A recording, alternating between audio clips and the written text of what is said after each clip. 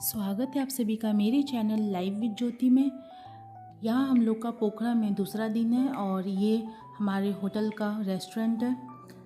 यहाँ पे हमने होटल कुंजा में स्टे लिया हुआ है और इसका रेस्टोरेंट 5th फ्लोर में है, जहाँ से पूरा नेपाल का व्यू दिखता है। सिटिंग अरेंजमेंट यहाँ पे इंडोर एंड आउटडोर दोनों है। यहाँ से बाहर का व्यू बहुत ही सुंदर दिख रहा था। अभी वो क्या है ना, स्टूडेंट ग्रुप आ रहा है ना, वो पिकनिक के लिए, इसलिए वो बहुत पैक हो रहा है आज और कल से फिर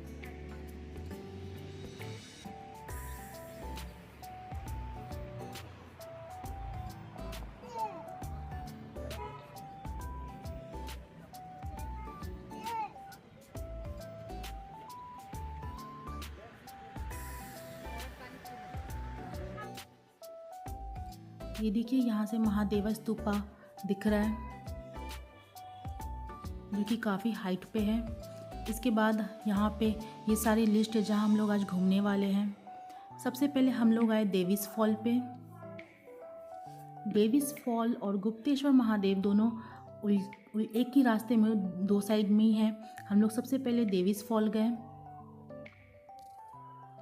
एंटर करते हुए सबसे पहले एक लोकल मार्केट लगी हुई थी, जहाँ पे काफ़ी ज़्यादा सामान मिल रहा था टूरिस्ट के लिए। एंट्री गेट पे ही आपको टिकट काउंटर मिलेगा। यहाँ से टिकट लेके हम लोग अंदर चले और सबसे पहले हमारे राइट साइड में हमें दिख रहा था अन्नपूर्णा रेंज का एक रेप्लिका बनाया हुआ था, जो कि एक सेल्फी पॉइंट के लिए काफ़ी सही था। इसके बाद हम लोग वाटरफॉल देखने गए। वैसे पोखरा में घूमने के लिए आपको बहुत ज़्यादा चलना पड़ता है। अगर आपके साथ छोटे बच्चे या तो फिर कोई बड़े बुज़ुर्ग हो तो इस चीज़ का आप ध्यान रख के ही चलें, क्योंकि बहुत ज़्यादा सीढ़ियाँ चढ़नी पड़ती है और उतरनी पड़ती है। ये देखिए यहाँ पे वाटरफॉल है, जो कि बहुत सुंदर लग रहा था।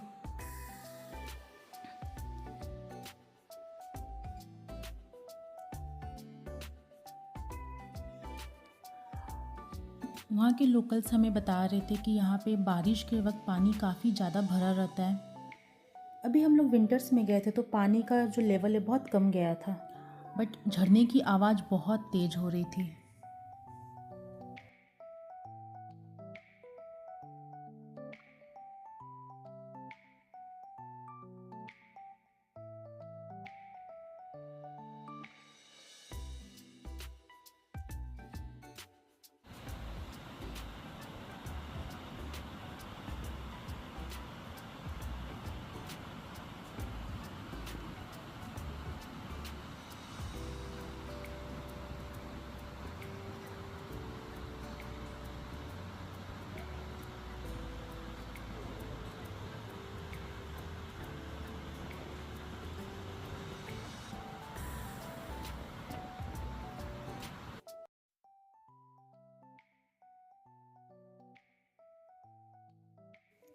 इसके बाद हम लोग ऊपर की तरफ गए। यहाँ पे एक छोटा सा स्तूपा जैसा बना हुआ था।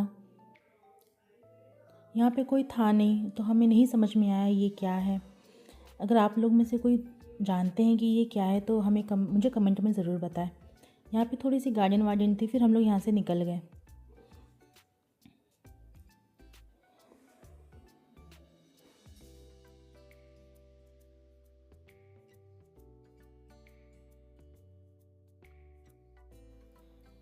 यहाँ से आगे गए तो देखें, यहाँ इस साइड में, हमारे राइट साइड में एक म्यूज़ियम जैसा बनाया हुआ था, जहाँ पे नेपाली पोशाकें रखी हुई थी। इसी के साथ एक बुद्धा का छोटा सा टेम्पल भी बनाया हुआ था।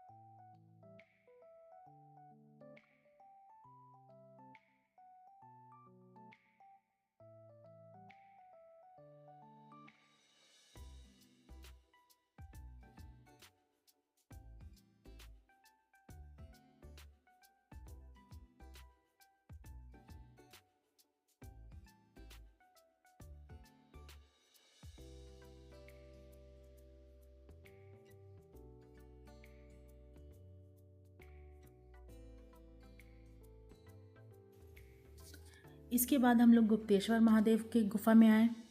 यहाँ भी एंटर करते हुए लोकल मार्केट लगी हुई थी टूरिस्ट के लिए। यहाँ से आगे जाने के बाद हमें टिकट काउंटर मिला। वैसे ये मार्केट्स काफ़ी ज़्यादा महंगे थे, बिल्कुल भी अफोर्डेबल नहीं था।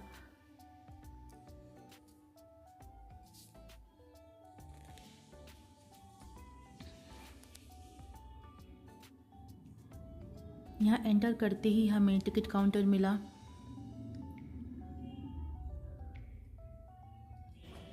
आप देख रहे हैं यहाँ पे टिकट नेपाली नागरिक के लिए 50 रुपये और इंटरनेशनल विजिटर्स के लिए 100 रुपीज़।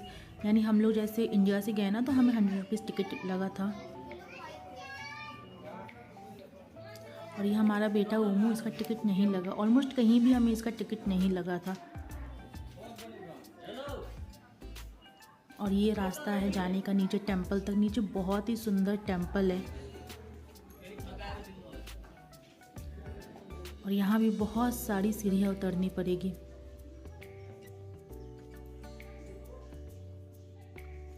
ये नज़ारा इतना सुंदर है ना, इसे कैमरा बिल्कुल भी जस्टिफाई नहीं कर रहा। जब ये नज़ारा इतना सुंदर है और ये इतना सुंदर लग रहा था देखने में। यहाँ से नीचे उतरने का रास्ता है और बहुत सारी सीढ़ियाँ, इतनी सीढ़ियाँ यहाँ पे कि लिटरली हम लोग थक गए थे सीढ़ी उतरते और चढ़ते। वैसे ये केव घूमने में आपको आराम से 1 घंटा लग जाएगा। इतनी बड़ी केव है ये और इतना डीपली जाना पड़ता है अंदर।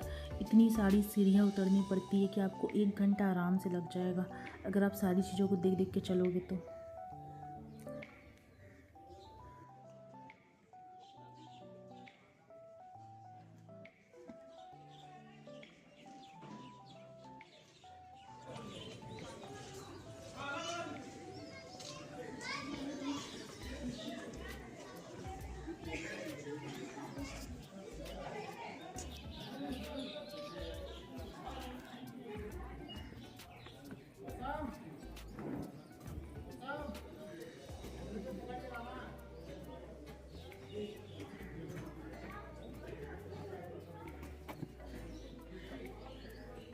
सीढ़ियाँ उतरने के बाद एक गुफा आती है जिसके अंदर और भी नीचे सीढ़ियाँ है, अंदर नीचे मंदिर तक जाने का।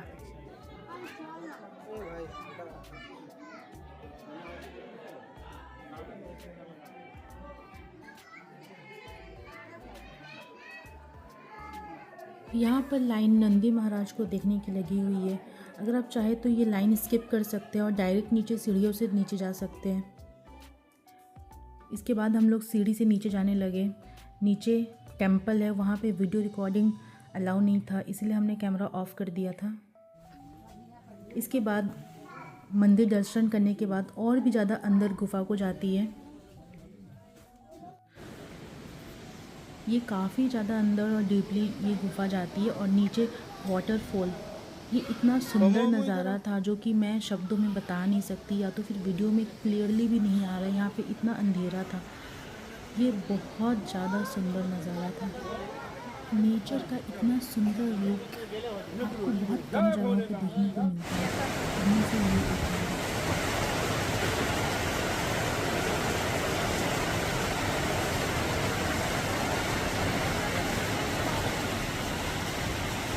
मम्मी पकड़ी, हम देख के आते हैं।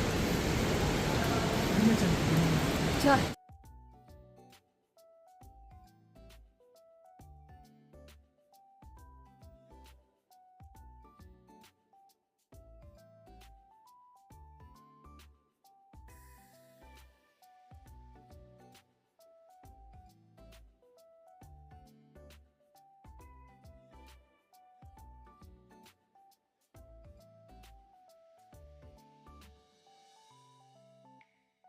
यहाँ से हम लोग सीधा निकल गए पुदमीकोट महादेवा के दर्शन करने।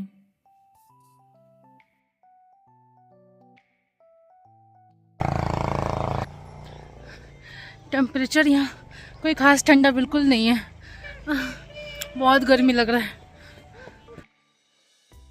पोखरा के जितने भी साइट सीइंग मैं आज कर दिखा रही हूँ आपको, ये सारे साइट सीइंग हमने बस से किए थे। वहाँ पे जो ट्रैवलर बस चलते हैं बट अगर आपके साथ बच्चे हैं तो ये बिल्कुल भी सही डिसीज़न नहीं है, क्योंकि बस हर जगह काफ़ी कम समय देती है, बट आपके साथ अगर बच्चे हैं तो ये चीज़ें नहीं हो सकती है। और काफ़ी चलना भी पड़ रहा था। ये हम लोग टेंपल के सामने पहुंच गए और ये देखिए कितना सुंदर और अद्भुत नज़ारा।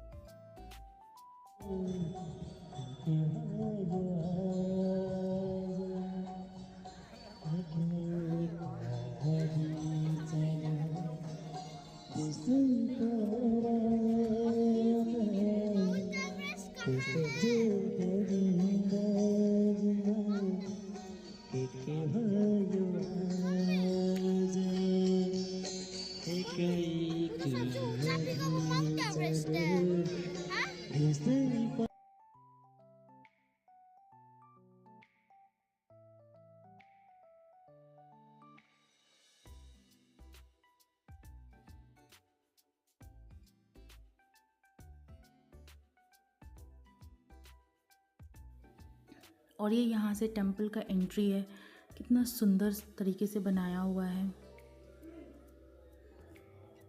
यहाँ पे भी बहुत सारी सीढ़ियाँ चढ़नी पड़ी थी हमें, जो कि आप वीडियो में देख सकते हैं। यहाँ पे छोटे मोटे रेस्टोरेंट, कैफ़े वगैरह बहुत सारे थे। इनफैक्ट जितनी भी टूरिस्ट प्लेसेस थे हर जगह अवेलेबल था, तो खाने पीने की यहाँ पे कोई भी दिक्कत नहीं आएगी। और नेपाल का खाना भी बहुत टेस्टी था।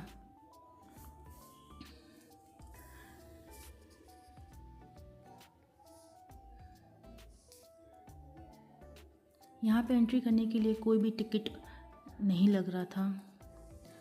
यहाँ पे सामने हमारे नंदी बाबा और इन्हीं के सामने शिव जी, कितना सुंदर लग रहा था। और यहाँ से पूरा पोखरा दिख रहा था, लेक भी बहुत ही खूबसूरत लग रही थी।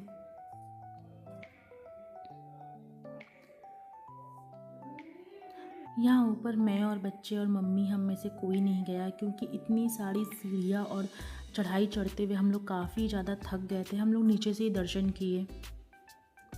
बट यहाँ ऊपर से बाद में मुझे वीडियो देखने के बाद पता चला पूरा पोखरा शहर दिख रहा था और बहुत ही खूबसूरत दिख रहा था। और ये सामने जो पीक दिख रही है ना पर्वत की, उसे यहाँ पे लोकल लोग फिश टेल बोलते हैं। ये यहाँ पे सामने जो माउंटेन रेंजेस दिख रहे हैं, जो सबसे ऊपर, और हाँ ये नुकीली वाली जो है, इसे यहाँ पे फिश टेल बोलते हैं। ये माउंट एवरेस्ट नहीं है, हमें पहले ऐसा फील हुआ, बट यहाँ पे इसे फिश टेल बोलते हैं, अन्नपूर्णा रेंज का फिश टेल।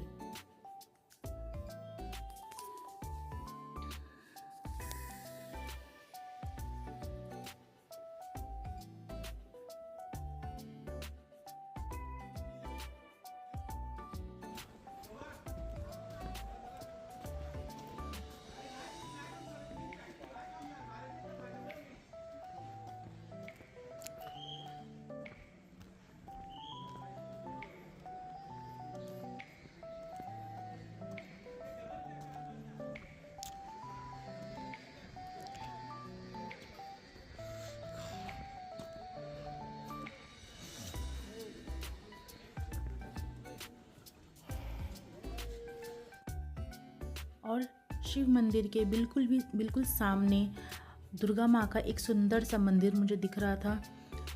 मैं वहाँ जा रही थी। वहाँ भी आपको थोड़ी सी चढ़ाई करके जानी पड़ती है। वहाँ तक बच्चे नहीं गए थे, सिर्फ मैं गई थी,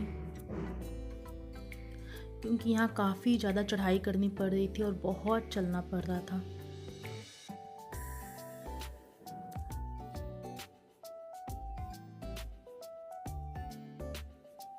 और मंदिर के पास में ही बहुत सारे एक्टिविटीज़ थे, जैसे कि आपका स्काई वॉकिंग, फिर आप रोप में जो झूल सकते हैं, फिर बुद्धा हैंड, ये सारी एक्टिविटी यहीं पे थी।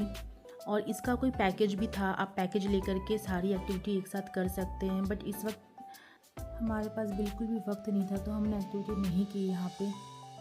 ये देखिए माता रानी कितनी सुंदर लग रही है।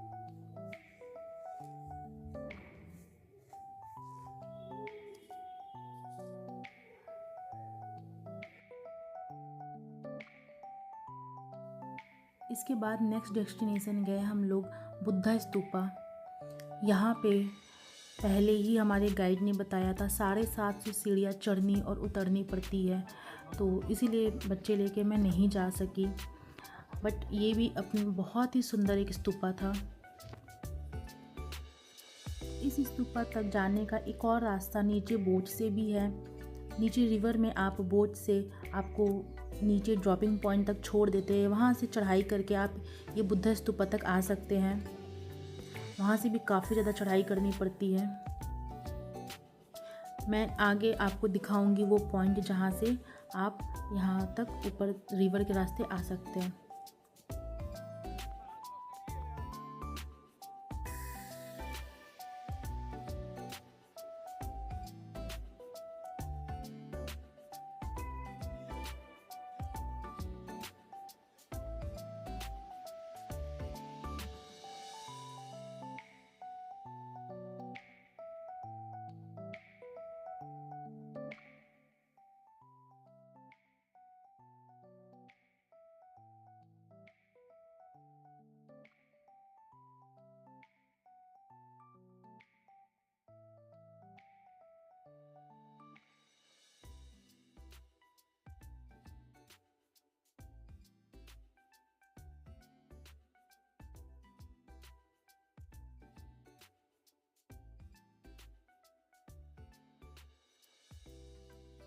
इसके बाद हम लोग आए सेती रिवर देखने।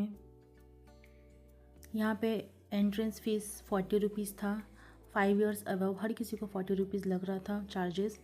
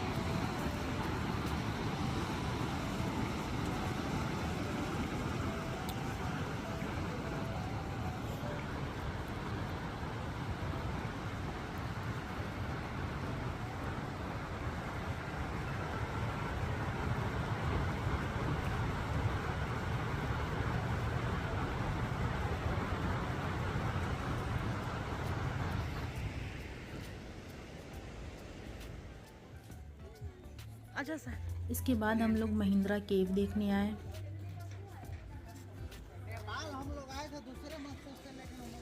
यहाँ पे टिकट के चार्जेस 100 रुपीज़ शायद थे। अच्छा 150 रुपीज़ यहाँ पे चार्जेस थे। यहाँ पे आप वीडियो रोक के देख सकते हैं। इसका एंट्रेंस बहुत सुंदर था और इसका गार्डन भी बहुत सुंदर था।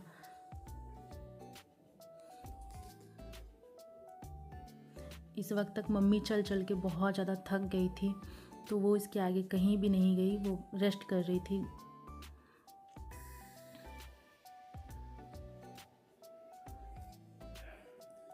यहाँ से जो केव है उसका एंट्री है और ये यहाँ का गार्डन। जो कि बहुत सुंदर लग रहा था। इस वक्त तक थोड़ा गार्डन खाली हो गया था तो काफ़ी सुकून लग रहा था देखने में।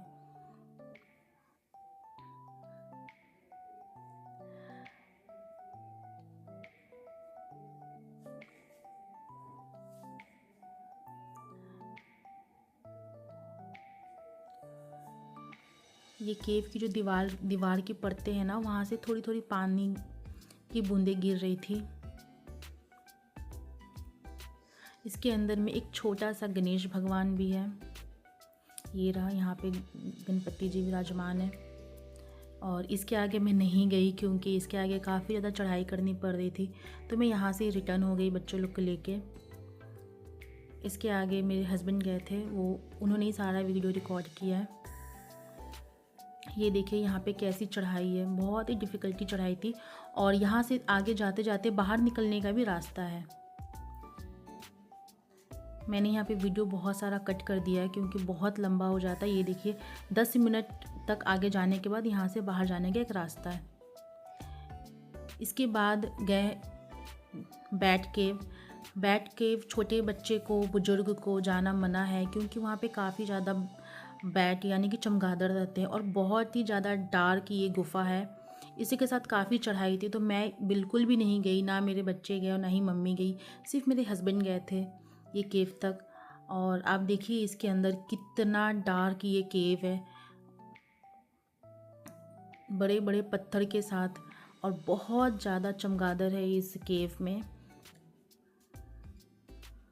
तो बच्चों को लेके जाना बिल्कुल भी सही नहीं है इस केव में, इसीलिए मैं नहीं गई थी। ये देखिए ऊपर पूरे बैट्स भरे हुए इस केव में, अगर थोड़ी सी भी हरकत हुई ना तो ये सारे हरकत में आ जाएंगे।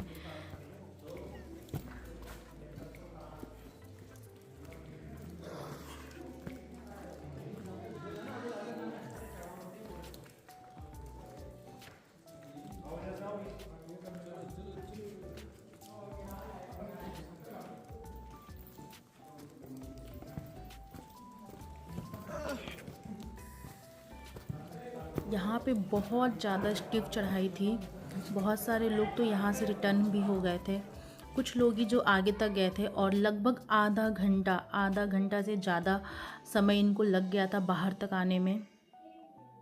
हम लोग बाहर काफ़ी देर वेट किए थे, तो आप समझिए ये केव कितना ज़्यादा डीप और डार्क है और साथ में इसकी कितनी चढ़ाई है। लाइट दिखाओ दे। उस पतले वाले को लेकर आना चाहिए इसके अंदर घुसाने के लिए। नहीं भैया, टूरी वो गाइड को लाना चाहिए। अरे वहाँ पे पीछे पाँव से आराम से ना हाथ पकड़ो,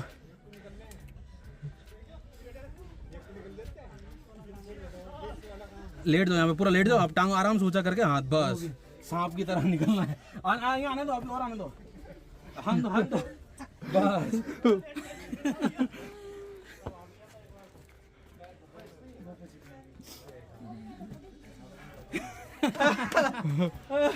पता हो गया। फैमिली वालों में वीडियो दिखा के वेट लेके। थैंक यू भैया, थैंक यू। ओके, ये लो लाइट ऑफ। मेरे नहीं, मेरे को तो टूरिस्ट नहीं दिया। जाना मत अंदर।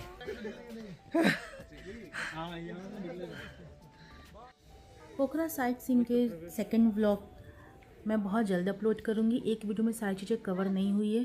तब तक के लिए आप लोग अपना ख्याल रखिए और वीडियो आपको कैसी लगी मुझे कमेंट में ज़रूर बताइए। Bye bye.